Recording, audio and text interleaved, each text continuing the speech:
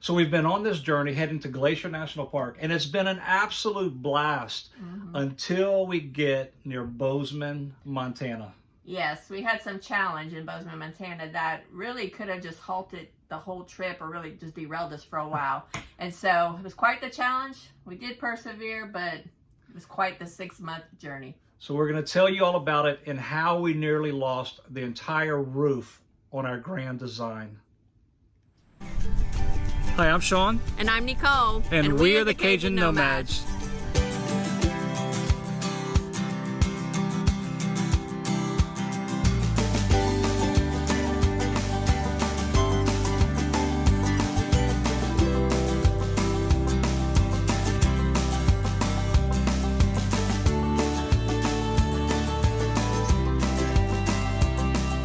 As we're traveling, we had never experienced wind like we did during this leg of the journey. Yeah, I was driving my little car, and at one point, it literally kind of just felt like it, hovered over. Like it picked it up and moved her so over. I was like, okay, time to slow down and pull over and yeah, and this was coming out of the Dakotas. South Dakota, yeah, which we just came from South Dakota, which we love. Right, you saw the Badlands in that video. If you haven't seen that, go back and watch it. The storms that come in, and it was sustained winds of 30, 40 miles per hour.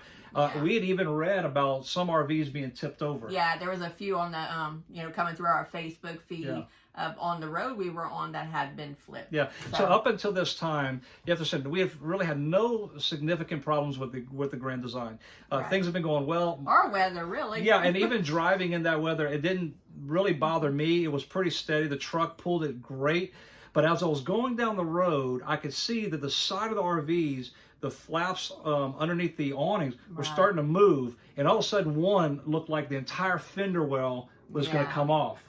Yeah. And so we get to the parking lot, this famous parking lot at Bozeman, Montana, the Walmart parking lot. The Walmart parking lot with all the different, camper vans, RVs stop, because it's kind of a Y, kind of a midway point, that treks off to either Yellowstone or up to Glacier. So we were it was exciting to get to this Walmart because we knew a lot of nomadic people kind of stopped there for the night. And so we said, okay, we'll get to that parking lot, we'll assess the damage on the wheel wells, fix that, and we'll be fine. We'll be on our way to Glacier.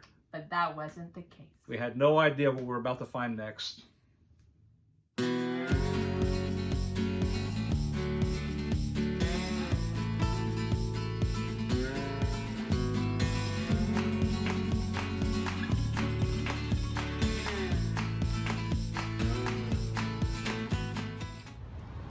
So the wind was 30, 40 miles per hour gust. And I was only going 65, but maybe I should have gone a little slower to compensate for that. But it ripped this out. I fixed it on the side of the road, and it keeps coming back out. So I'm gonna put it back in, see if it holds the next time. And if not, I'll have to get a new one that's longer as a replacement.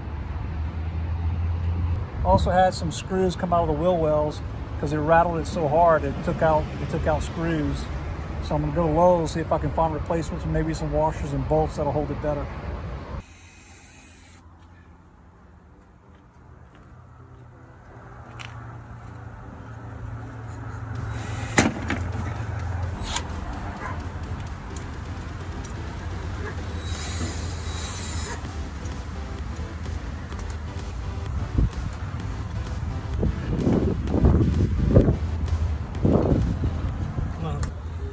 Listen, if you think RVing is just, I don't know, sitting out on the lake, taking hikes, it's not. You gotta fix things. Things break. But that's part of the journey, so it is what it is. So at this point, I've taken care of the fender wells. We've kind of basically just reattached them, reinforced them. And it's a good thing I had the tools with me. Yeah, yes, that was a good thing. And so then we went to Walmart and we grocery shopped because we didn't want to shop while we were going to be in Glacier Park. We wanted to kind of just focus on doing fun things. And, and started checking out all the other rigs, vans, people who actually converted even their vehicles. Yes. So what I started doing was kind of Googling what to do in Glacier Park to make sure I knew exactly what things I wanted to do and see. And as I was doing that, one of the things I read online said that there was like an overpass, or like a little bridge that was really low, and you needed to know the height of your RV. So I asked him what the height of our RV was because I couldn't remember. And so he rattled off, I threw a number out there that I thought was right, but I said, Yeah. you know what? I'm not sure. And this is the bridge going into Glacier Village, the park. Which is low. Yeah, and it warns you, hey, listen, it's what 13.6, Says I believe. it's 13.6. Right, it's a little bit It's more. a little higher. But anyway, so I said, well, just to double check, let me go up on the roof. No, Okay. we had a long conversation about him going on the roof because he didn't want to measure it, and so we're already I'm like, frustrated. babe, We got a we're little fine. argument over We're it. good. I was like, It's I gonna wanted be to no make problem. sure we don't rip our air conditions off. Right.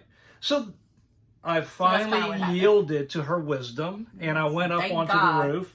And when I get up there, I'm like, oh my God. He was quiet. I was quiet. And I'm just staring, and I look down, and I see, well, we'll show you the pictures here, there's cracks along the front of the nose cap from between the nose cap and the rubber membrane.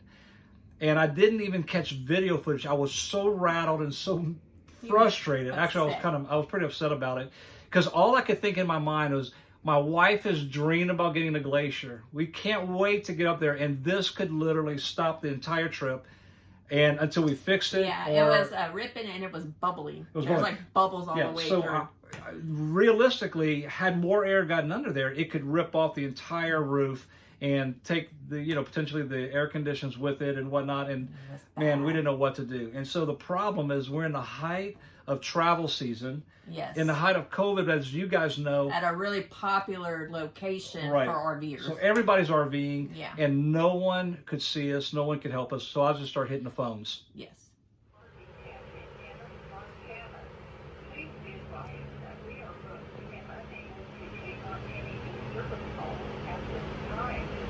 But if you have an emergency, please leave your name and number, and your call will be returned. Happy trails. At the tone, please record your message. When you've finished recording, you may hang up or press 1 for more options. Yes, this is Sean Marcel. I'm calling because even though I heard you were booked, and I thought you might be able to give me some direction. I'm actually in Bozeman, Montana, in a Walmart parking lot, and it appears that the roof, the rubber roof coating, is separating from the front seal and starting to slide back. It hasn't completely come out, but it looks like it's separating because the caulking's moving and a couple of air bubbles up front. We're supposed to be traveling to Glacier tomorrow, and I don't want that roof to rip off. And it looks like it's going to take some repair before we can get back on the road. And I was just going to see if you could give me some direction or point me in the right direction if you can't take care of it. My number is 337. So Sean gets on the phone and he calls every RV site and just individual that fixes RVs that was listed to see if they could take our grand design and that they could look at it and work on it. And they could not schedule an appointment for 2 months. Yeah, so here we are in the Walmart parking lot. We were enjoying that overnight stay, but we had no desire to stay there for 2 months. Nor could we. It was not acceptable. No. So we had to do something. And this is a big lesson I learned, that when you're on the road and situations like this happen, you just have to kind of get some initiative and push and drive it forward. Whether that's repairing it yourself temporarily or finding someone, convincing someone to help you 2 months out before they could even see us. And this included mobile techs, and Grand Design did their best. They every single number we could Yeah, find on the and internet and asked them who to call. Yes, and so Grand Design was trying to help us, but there's really nothing they could do immediately about it because there just wasn't anybody who could take us because everything was so full. Yeah, because we were in a location that had tons of RVers passing through, so they were booked up. That's why it was prime time. Yeah, it's the mecca of RV travel, even when the pandemic wasn't going on. But this particular time of the pandemic is when RV and travel outdoors was just at an all-time high. It was a lot of people. Yeah, and we had one mission: get to Glacier National Park. Yes. So, baby, what are we doing this morning?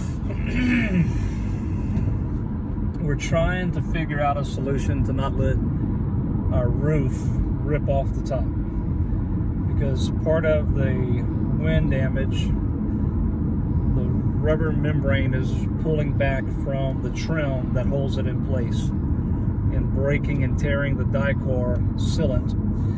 So if I continue like that, I risk wind getting under there and ripping it all off. So we've got a couple solutions. One is the classic duct tape, temporary fix. And the other is putting another trim adjacent to it, screwing it in and die-coring that. I did call Grand Design. They said that wouldn't void the warranty. That's what somebody told me. They did say they recorded their messages. I hope that's true. But in any case, that's what we're working on. We've got to figure it out because Glacier is awaiting. So what we decided was we're not just going to rely on the phone calls. We're just going to show up in their parking lot and we're going to camp there until somebody comes out. No. Yeah, because sometimes face-to-face works better. They see your desperation. That's right. I was prepared to cry. Whatever it took. I probably did cry. Yeah. Not really. In my heart I was. But so I just went in and said, listen, this is what we need. Even if you just have a strip of material we can buy from you. And they had some compassion. They walked out, took a look at it, and it really only took them 10, 15 minutes to do a temporary fix that lasted us for 6 months. Yes, that had to last us for 6 months till we could resolve this whole issue. So the link to Big Sky RV is down in the description below, but they really helped save us because they came out during their lunch break, one of the young men, and helped us fix something that would have been very, actually a couple of them did. And I'm telling you, it got us back on the road. Yes. And it was amazing how our tank went from half empty to overflowing with just a little bit of kindness from some people on the road.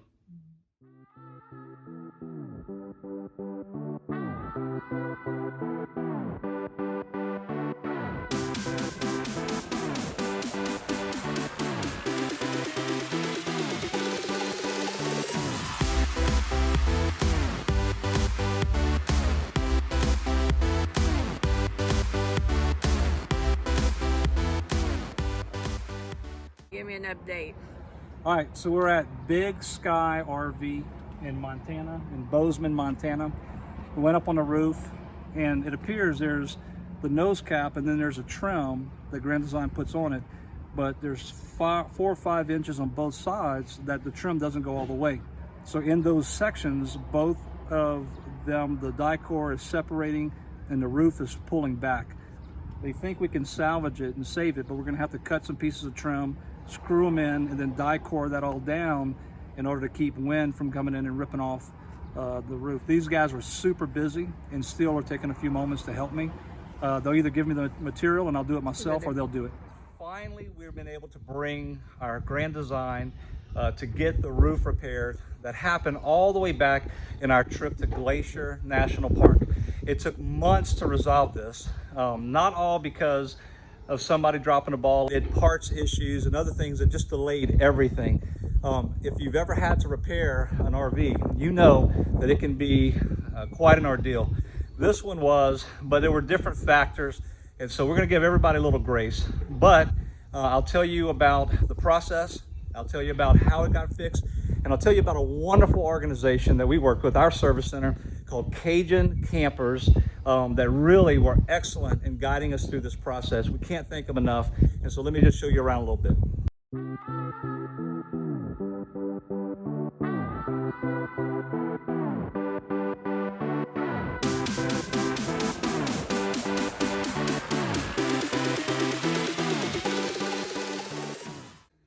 I don't know why, I don't know what the big deal is, but they do not like the camera. Look at this. Can you see this?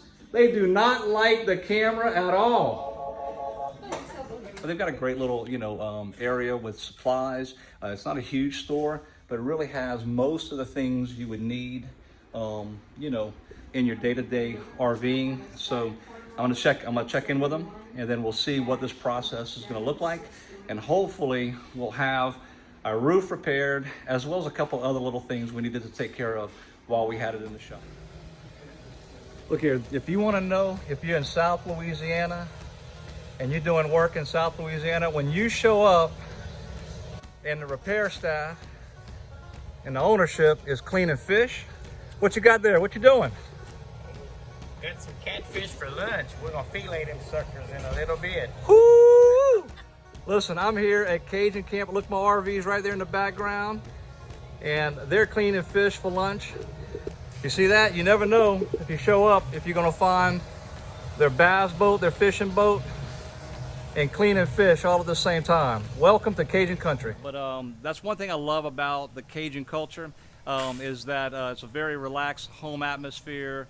They actually caught these fish right out of their own pond, and this is one of the owners, and he is the one who did a lot of work on the RV, and so we're going to just kind of talk to him a little bit. So I'm here with Ted. He's one of the owners of Cajun Campers, and of course I told you he's been cleaning fish. So Ted, you know, I've been dealing with this roof issue for months now. We've had some delays with COVID, with Grand Design, but we finally got it resolved. These guys worked with Grand Design. They've got a great relationship with them to help us get this resolved. So what are we doing on the RV? We finally got authorization from the manufacturer to replace the roof like we had originally suggested and recommended. Right. And so it just took a while to get the process going, but we've done it, and it's all complete and it's ready to roll. All right, and the GFI thing? That was a grounded out neutral leg that we found in the underbelly of the RV that was intermittently pinched between the floor structure and the cross beams. And these things can just happen sometimes in the build of these things. Yeah, that's where this cable was routed, and sometime it was grounded, sometime it was, and it would intermittently trip out the GFI receptacle. You know what's interesting is I was getting so frustrated with that GFI, but actually it was doing its job. That it was. Yeah. So sometimes you don't. There's a problem, and you just think, oh man, these campers are giving me trouble, and I don't know what's wrong with it. You're angry with it, but actually the GFI was doing its job, because had it not been a GFI, that could potentially ground and create a fire hazard. So I'm thankful that it worked just like it was supposed to, but I'm even more grateful that I work with a service center that will take the time to help me find those problems, resolve it, and honestly communicate with me, and just took care of it. So tell us a little bit about Cajun Campers, how y'all got started, what kind of services y'all provide. Well, 40 plus years working at the dealership level in the area, and just got tired of working for the other guy every week, and one day decided, woke up, wanted to work for myself, and rented a little small 2-bay shop and got this going, and here we are 7 years later, moved into a new facility about 3 years ago, and got a 6-bay shop we can put undercover, and there's not a whole lot of stuff we didn't do on the RV other than major engine work. As for like on our motorhome, we do the rotate tires, brake jobs, oil changes and stuff like that. We just don't get real deep into engine maintenance. Yeah. And I can tell you, even if you're just traveling through and you have a problem, these guys are full. Like all the RV shops, they're full.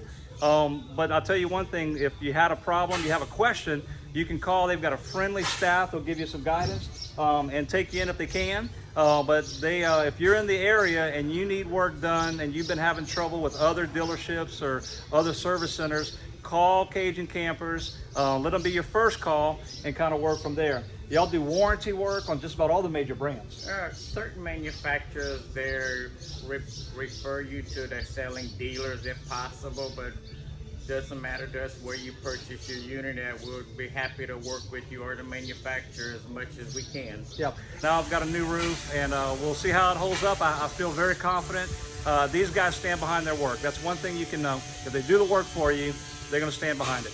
And so, anyway, Cajun Campers, Scott, Louisiana. I'll put the link below. If you have any need for services of any kind, call these guys. I'm about to go check out the work that they did. I'm sorry I wasn't able to get actual repair footage, but we're going to look at it here in a minute. It'll take you up there and let you see the work they did.